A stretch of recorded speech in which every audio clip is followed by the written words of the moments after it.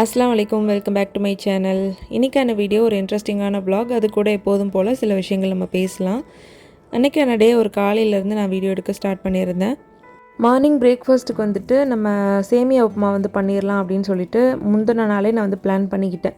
என்னுடைய budget planar video வந்துட்டு நீங்கள் பார்த்தீங்கன்னா தெரியும். ஸோ அதில் இந்த மாதிரி தான் நான் வந்துட்டு என்னென்ன சமைக்கணுமோ அதை அடுத்த நாளுக்கு தேவையானது முதல் நாள் நைட்டே நான் வந்து வாங்கி வச்சுக்கிறது. மார்னிங் பிரேக்ஃபாஸ்ட்டுக்கு இதை வந்து பண்ணிடலாம் அப்படிங்கிறதுனால நான் இதை முதல் நாள் வந்து வாங்கி வச்சுருந்தேன். ஸோ இப்படி வந்து பிளான் பண்ணிக்கிற போது நமக்குமே ரொம்ப ஸ்ட்ரெஸ் ஃப்ரீயாக இருக்குது. அண்ட் வந்து மீல் பிளானிங் தனியாக பண்ணணும் அப்படிங்கிற மாதிரியும் ஒரு இது இருக்காது. நம்ம நாளைக்கு இது சமைக்கலாம் அப்படிங்கிறத நம்ம டிசைட் பண்ணிக்கிற முடியும். அடுத்த நாள் காலையில் உட்காந்து என்ன பண்ணுறது அப்படிங்கிறத யோசிக்கிறத விட முதல் நாளே நம்ம யோசிச்சுட்டு அதுக்கு தேவையான திங்ஸ்லாம் வாங்கி வச்சிட்டோம் அப்படின்னா பெரிய அளவுக்கு நமக்கு வந்து ஸ்ட்ரெஸ் இருக்காது. நான் வந்து இந்த சேமியா உப்புமா எப்படி பண்ணுவேன்னா, ஜஸ்ட் வந்துட்டு அந்த என்ன சொல்கிற சேமியாலாம் நல்லா வறுத்துடுவேன். நெய் போட்டு நல்லா வறுத்துட்டோம் அப்படின்னா அந்த ஃப்ளேவர் சூப்பராக இருக்கும். அண்ட் இதில் வந்து நிறைய பேர் இந்த கேரட், பீன்ஸு, அப்புறம் வந்து தக்காளிலாம் கூட சேர்க்குறாங்க. பட் அந்த மாதிரி செய்கிறதுனாலும் செய்யலாம். பட் நான் ரொம்ப சிம்பிளாக தான் செய்வேன். இப்படி செஞ்சால் தான் பசங்க சாப்பிடுவாங்க அப்படிங்கிறதுனால. இதில் வந்துட்டு நம்ம எண்ணெய் ஊற்றி கடுகு, உளுந்து, கருவேப்பிலை, காஞ்ச மிளகாய் சேர்த்துட்டு பச்சை மிளகா இருந்தால் சேர்க்கலாம். அது நல்ல ஃப்ளேவராக இருக்கும். அன்றைக்கி என்கிட்ட இல்லை, அதனால நான் சேர்க்கல. இதில் வந்துட்டு ஒரு 1.5 கப் அளவுக்கு நான் வந்து அந்த சேமியா எடுத்திருந்தேன். இதுக்கு வந்துட்டு ஒரு கப் ஒரு டம்ளர் அளவுக்கு நல்லா தண்ணி ஊற்றி இதை வந்துட்டு கொதிக்க வச்சதுக்கப்புறமா அந்த சேமியாவை சேர்த்துட்டு நல்லா மிக்ஸ் பண்ணி எடுத்துடலாம். நல்லா சாஃப்டாக பொசு பொசுன்னு இருக்கும். இது மாதிரி வறுத்துட்டோம் அப்படிங்கிறதுனால நல்லா வந்து அந்த ஃப்ளேவரே சூப்பராக இருக்கும். லைட்டாக வந்து சீனி போட்டு கொடுத்துட்டோம் அப்படின்னா காலையில் பசங்க சாப்பிட்ருவாங்க. அந்த அன்றைக்கி மதியானம் வீடியோ எடுக்கணும் அந்த மாதிரிலாம் எனக்கு எதுவுமே தோணலை. ஜஸ்ட் நான் அன்றைக்கி ஈவினிங் வந்துட்டு தோப்புக்கு போயிருந்தோம். ஸோ அதனால் அப்போ மட்டும் வீடியோஸ் வந்து எடுக்கலாம் அப்படின்ட்டு. இந்த மாதிரி எப்போயுமே நீங்கள் வந்து வீட்டுக்குள்ளே இருக்கீங்க, ஒரு ரொட்டீனாக நீங்கள் சில வேலைகள் வந்து பார்த்துட்ருக்கீங்க அப்படிங்கிறப்போ ஒரு மாதிரி ரொம்ப டிப்ரெஷன் ஆயிரும். இப்போலாம் டிப்ரெஷனுக்கு காரணம் சொல்லவே தேவையில்லை. எனக்கு இதனால டிப்ரெஷனாக இருக்குது, அதனால டிப்ரெஷனாக இருக்குதுன்னு ஒருத்தவங்க ஒரு மாதிரி காரணங்கள் வந்து சொல்லிகிட்ருக்கோம். அதனால் வந்துட்டு ஒரு சின்ன ஒரு விஷயமா இருந்தால் கூட ரசித்து பார்க்குறது, ஒரு மணி நேரம் ஃபோனை எடுக்கவே கூடாது அப்படிங்கிறத டிசைட் பண்ணிவிட்டு கொஞ்சம் நேரம் வெளியில் உட்காருங்க. வாசலில் போகிற வர மனிதர்களை கவனிங்க. இல்லை அப்படியே எனக்கு முடியலை அப்படின்னா ஒரு சின்ன செடி இருக்குது அப்படின்னா அதை உட்காந்து பாருங்கள். ஒரு இயற்கையை ரசிக்கும்போது ஆட்டோமேட்டிக்காக மைண்ட் வந்து ஒரு ரீபூட் மூடுக்கு வந்து போயிடுது. ஓகே, அதுக்கப்புறம் இந்த வேலை இருக்குப்பா, நம்ம போய் பார்க்கணும் அப்படிங்கிற மாதிரி ஒரு ரெஃப்ரெஷ் ஆகிரும். அதுக்கப்புறம் நமக்கு செய்யக்கூடிய வேலைகளுமே நல்ல ஃபாஸ்ட்டாக செய்கிற மாதிரி இருக்கும். ஸோ கண்டிப்பாக நீங்களும் ட்ரை பண்ணி பாருங்கள். அண்ட் இப்போல்லாம் வந்துட்டு எல்லா விஷயத்துலையுமே ரொம்ப பெர்ஃபெக்ஷனாக இருக்கணும், இது செய்யணும் அது செய்யணுன்ட்டு. நம்ம சின்ன வயசில் யோசிச்சு பாருங்கள், காலேஜ் ஸ்கூல் படிக்கிற டைம்லலாம் நம்மளை சும்மாவே இருக்க விட மாட்டானுங்களா, ஏன் தான் படிக்க வைக்கிறானுங்களோ, ஐயோ எப்போ பார்த்தாலும் படிக்க சொல்கிறாங்க, ஏதாவது ஒரு வேலை சொல்லிகிட்டே இருக்காங்க அப்படின்ற மாதிரி ரொம்ப கோவமாக இருக்கும். பட் இப்போலாம் சும்மா இருந்தாலே நம்ம ஏதோ பெரிய குலக்குத்தம் பண்ணிக்கிட்டு இருக்கோமோ, ஏதோ நம்ம வந்து பண்ணாமல் இருக்கோமோ, ஏதோ நம்ம தப்பு பண்ணிக்கிட்டு இருக்கோமோ அப்படிங்கிற மாதிரி ஃபீல் வந்து வந்துக்கிட்டு இருக்கு. இது எத்தனை பேர் ரியலைஸ் பண்ணியிருக்கீங்க அப்படிங்கிறத மறக்காமல் வந்து சொல்லுங்கள். வயசு ஆக ஆக ஒரு 30 வயசு தாண்டுது அப்படிங்கிறப்போவே நம்ம ஏதோ நிறைய பொறுப்புகளுக்கு ஒரு பொறுப்பான ஆள் அப்படிங்கிற மாதிரி நம்மளை வந்து ஒரு இது பண்ணிக்கிறோம், ஒரு கட்டமைப்புக்குள்ளே கொண்டு வரதுக்கு ட்ரை பண்ணுறோம். ஆனால் நம்மளால் முடியாது. ஏன்னா இப்போல்லாம் என்ன தோணுது அப்படின்னா, ஏதாவது ஒரு வேலைக்கு போகலாமோ, நம்ம சும்மாவே இருக்கமோ, ஏன் நம்ம இதெல்லாம் வந்து பண்ணாமல் இருக்கோம், நம்ம ஏன் ஃபினான்ஷியலாக இண்டிபெண்ட்டாக இருக்கக்கூடாது, அண்ட் நம்ம வந்து இந்த பிஸ்னஸ் பண்ணலாம், அந்த பிஸ்னஸ் பண்ணலாம், இது பண்ணலாம் அது பண்ணலான்ட்டு யூடியூப், இன்ஸ்டாகிராம்லலாம் பார்க்கும்போது இவங்கெல்லாம் எப்படி பண்ணிகிட்ருக்காங்க, நம்மளால் ஏன் பண்ண முடியல அப்படிங்கிற மாதிரி பல கேள்விகள் வந்து நமக்குள்ளே வந்துகிட்டு இருக்கும். இதுக்கெல்லாம் காரணம் வயசாகுதா, இல்லை வந்து இன்ஃப்ளூயன்சர்ஸா, இல்லை மற்றவங்க நம்மளை வந்து ட்ரிகர் பண்ணுறதா, இல்லை இப்போ உள்ள காலகட்டம் அப்படியா அப்படிங்கிறதுலாம் தெரியல. பட் நம்ம வந்து ஏதோ ஒரு கில்ட்டுக்குள்ளே இருக்கும். எல்லா வேலையும் பார்ப்போம். வீட்டில் காலையிலேருந்து துணி துவைக்கிறது, பாத்திரம் கழுவுறது, சமையல் பண்ணுறது, பசங்களை பார்க்குறது, சாப்பாடு ஊட்டுறது, நம்மளும் சாப்பிட்றது, இப்படி பல விஷயங்கள் பார்த்தாலும் ஏதோ நமக்குன்னு ஒரு டைம் இருக்கும். அந்த டைமில் கொஞ்சம் நேரம் உட்காரலாம் அப்படின்னு உட்காரும்போது ஐயோ நம்ம ஏதோ ஒன்றுமே பண்ணாமல் இருக்கோமோ, நம்ம வந்து வெட்டியாக இருக்கோமோ அப்படிங்கிற மாதிரி ஒரு கில்ட்டுக்குள்ளே போகிறது. ஸோ அந்த மாதிரிலாம் இருக்கிறீங்க அப்படின்னா அந்த மாதிரிலாம் பண்ணாதீங்க. உங்களுக்குன்னு ஒரு ரெஸ்ட் டைம் கிடைக்குதா, ஃப்ரீயாக ரெஸ்ட் எடுங்க. மற்றவங்கள பார்க்குறீங்களா, அவங்களால முடியுது, அவங்க பண்ணிக்கிறாங்க. நமக்கான டைம் எப்போ வரும் அப்படின்னு நம்ம நினைக்கிறோமோ, எப்போ நம்மளால் பண்ண முடியும்னு நம்ம மனசுக்குள்ளே ஒரு கட் ஃபீல் வருதோ அப்போ நம்ம பண்ண முடியும். நமக்கான டைம் வரல அப்படின்னு நினச்சிட்டு ஃப்ரீயாக வந்துட்டு மூவ் ஆன் பண்ணுங்கள். அதுக்காக முயற்சி எடுக்காமல் இருக்கணுன்றதை நான் சொல்ல வர மாட்டேன். எப்போவுமே ஏதாவது ஒரு விஷயம் பண்ணணும் அப்படின்னா அதுக்கான முயற்சி வந்து நமக்குள்ளே இருக்கணும். அப்படி இருக்கும்போது கண்டிப்பாக அதுக்கான வெற்றி கிடைக்கும். பட் நமக்கு அந்த ஒரு இன்ட்ரெஸ்ட்டே இல்லை அப்படிங்கிறப்போ ஒரு விஷயத்தை நம்ம ஃபோர்ஸ் பண்ணிக்கிட்டு ஐயோ நம்மளால் இது பண்ண முடியல அது பண்ண முடியலன்னு கில்ட்டியாக ஃபீல் பண்ணிகிட்டு இருக்கிறத விட்டுட்டு அதுலேருந்து வெளியே வர்றது எவ்வளவோ மேல். ஸோ நம்மளால் ஒரு நாளில் இவ்வளோ வேலைகள் பண்ண முடிஞ்சிருக்கே அப்படின்னு ஒரு ரிவார்ட்ஸை வந்துட்டு உங்களுக்கு நீங்களே கொடுத்து பாருங்களேன். அது இன்னும் ஒரு வேறு லெவல் ஃபீல் கொடுக்கும். அதே மாதிரி நம்ம நினச்சிட்ருக்கோம் ஹவுஸ் ஒய்ஃபாக இருக்கிறோம், நம்ம வந்து வீட்டுக்குள்ளேயே இருக்கிறோம், நம்ம வந்து ஒரு ஒரு ஒரு வயசான ஆள் மாதிரி ஆகிட்டோமோ, இல்லை நமக்குள்ளே வந்துட்டு ஒரு ஒரு இன்ஃபீரியாரிட்டி காம்ப்ளெக்ஸ் வந்து ஆட்டோமேட்டிக்காக வர ஆரம்பிச்சிருது. ஒரு 30 வயசு தாண்டிருச்சு அப்படின்னாலே இந்த மாதிரியான விஷயங்கள்லாம் வருது. அந்த மாதிரி டைம்லலாம் நான் கண்ணாடி முன்னாடி நின்று நம்ம வந்து யோசிக்க வேண்டியது என்னென்னா, இவ்வளோ பொறுப்புகளுக்கும் நீ ஒரு ஆள் தான் பொறுப்பு. அப்படிங்கிறப்போ நீ எதை நினச்சி கில்ட்டியாக ஃபீல் பண்ணுற? உன்னை நீ பார்த்துக்கோ, நீ எவ்வளோ பெரிய அழகு, எவ்வளோ பெரிய ஒரு திறமைசாலி அப்படிங்கிற மாதிரி உங்களை நீங்களே அந்த வார்த்தைகளை சொல்லுங்களேன். கண்டிப்பாக அதோடைய பலன் வந்து அந்த வார்த்தைக்கான பலன் வந்து ரொம்ப அதிகம், பவர் அதிகம் அப்படின்னு தான் சொல்லி ஆகணும்.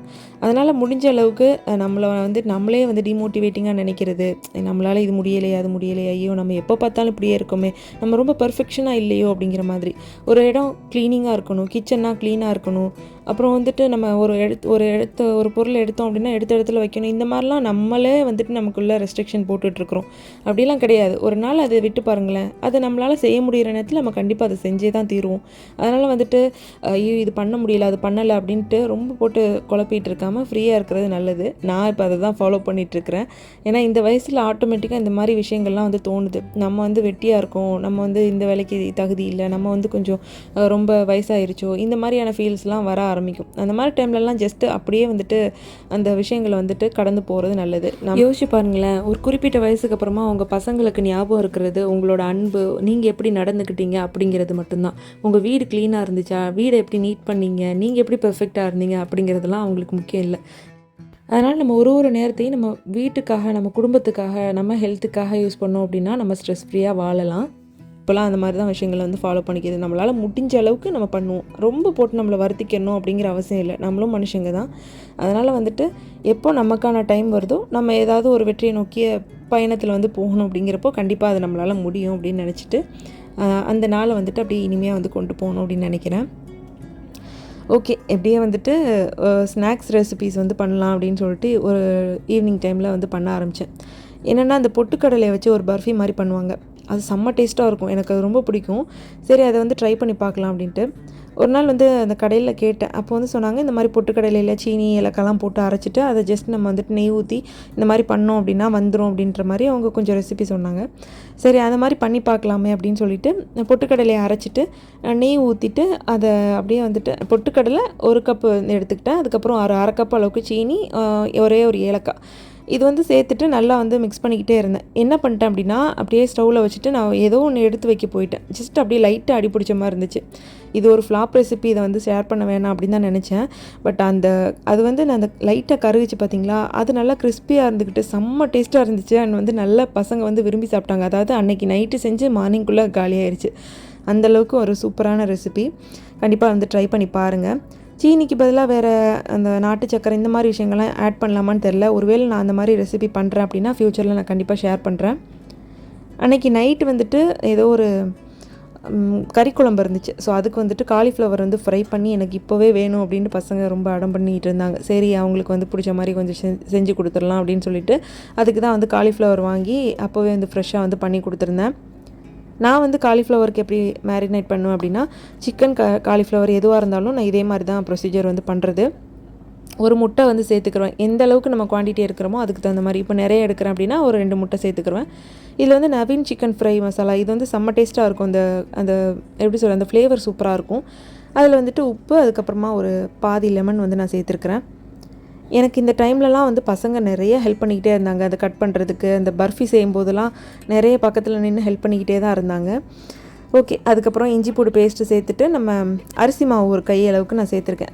அரிசி மாவு சேர்க்கும்போது அந்த பைண்டிங் ஆகிறது வந்து சூப்பராக இருக்கும். பொரிச்சு எடுக்கும்போதுமே அது வந்து அந்த அப்படியே இந்த மசாலாலாம் கலராமல் சூப்பராக வந்து வரும். இப்படி தான் வந்து நான் சிக்கனுக்குமே பண்ணுவேன். அப்படியே சிக்கன்லாம் வந்துட்டு அப்படியே மசாலா ஃபுல்லாக கோட்டாகி செம்ம டேஸ்ட்டாக இருக்கும். அதே மாதிரி தான் காலிஃப்ளவருக்கும் நான் ஃப்ரை பண்ணுறது. இப்போ வந்து எண்ணெய் சூடாகினதுக்கப்புறமா நம்ம காலிஃப்ளவர் பொரிச்சு எடுத்துடலாம். நான் வந்து இப்போ இந்த மாதிரி பொரிச்சு எடுக்கிறது இந்த மாதிரி விஷயங்களுக்கெலாம் ரேஷன் கடை ஆயில் தான் நான் யூஸ் பண்ணுறேன். மற்றபடி சமையல் குக்கிங்க்கு வந்துட்டு நார்மலாக தேங்காய் எண்ணெய், நல்லெண்ணெய், அப்புறம் வந்து இந்த கோல்டு வினர் எண்ணெய் இந்த மாதிரி விஷயங்கள் யூஸ் பண்ணிக்கிறது. இது பொரிச்சிட்டோம் அப்படின்னா இதுக்கப்புறம் நான் இந்த எண்ணெய் யூஸ் பண்ண மாட்டேன். அப்படியே தூக்கி கீழே ஊற்றிடுறது தான். ஸோ கடைசியாக வந்து பார்த்திங்கன்னா அந்த பர்ஃபிலாம் வந்துட்டு செஞ்சு முடிச்சதுமே காலியாகிடுச்சு. ஸோ வீடியோலாம் நான் இந்த மாதிரி தான் வந்துட்டு அந்த கவுண்டர் டாப் மேலே இது வச்சு நான் எடுக்கிறது, ட்ரைபோர்ட் வச்சு நான் எடுக்கிறது. அதுக்கப்புறமா கொஞ்சம் கடந்த பாத்திரத்தையும் வந்து வாஷ் பண்ணிடலாம் அப்படின்னு சொல்லிட்டு அதையும் வந்து க்ளீன் பண்ண ஆரம்பிச்சிட்டேன். நான் வந்து எப்படின்னா பாத்திரம் கழுவுறது, வீடு பெருக்கிறது, துணி துவைக்கிறது, இந்த மாதிரி விஷயங்கள்லாம் ருட்டீனாக ரொம்ப காலமாக வந்து பழகுனதுனால அதெல்லாம் வந்து ஃபாலோவாக வந்து பண்ணிகிட்டே இருக்கிறேன். பாத்திரம் கழுவுறதுலாம் எப்படின்னா, என்ன வேலை பார்க்குறோமோ அந்த டைமில் அந்த பாத்திரத்தில் அந்த சிங்க்கில் வந்து என்ன பாத்திரம் கிடக்குதோ அதை ஃபுல்லாக அப்போவே வாஷ் பண்ணி வச்சிடுறது.